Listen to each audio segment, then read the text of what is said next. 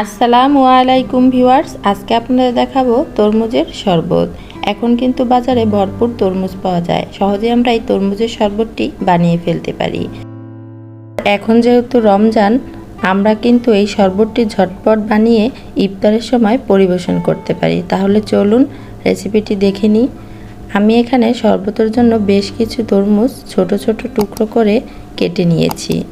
আমি এখানে তরমুজের বিচি সহই কেটে নিয়েছি। এখন আমি একটি ব্লেন্ডারের জারের মধ্যে তরমুজের টুকরোগুলো দিয়ে দিব। আর যারা আমার ভিডিওটি দেখছেন প্লিজ একটি লাইক করে দিবেন এবং আপনার বন্ধু ও ফ্যামিলির সাথে আমার ভিডিওটি শেয়ার করবেন।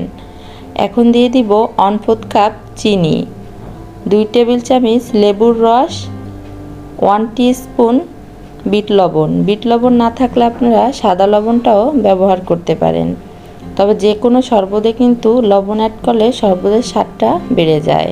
এখন আমি তরমুজগুলোকে ব্লেন্ডার করে নিয়েছি। এবার একটি ছাঁকনির সাহায্যে এগুলো আমি ছেঁকে নিব।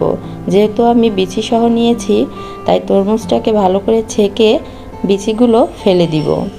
এবার আমি 2 গ্লাস নিয়ে নিয়েছি, এতে কয়েক টুকরা বরফ দিয়ে দিলাম। আপনারা যদি ঠান্ডা পছন্দ না করেন তাহলে বরফের টুকরাটা স্কিপ করতে পারেন।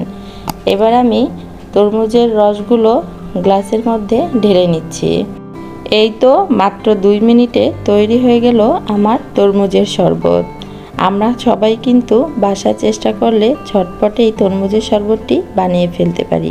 এই শরবতটি কিন্তু আমাদের শরীরের জন্য অনেক উপযোগী। যে যেখান থেকে এই ভিডিওটি দেখছেন প্লিজ একটু লাইক করে দিবেন এবং আপনার ফ্যামিলি ও ফ্রেন্ডসের সাথে শেয়ার করবেন। আমার চ্যানেলটি সাবস্ক্রাইব করে আমার সাথেই থাকবেন। সামনের ভিডিও দেখার আমন্ত্রণ জানিয়ে এখানেই বিদায় নিচ্ছি। আল্লাহ হাফেজ।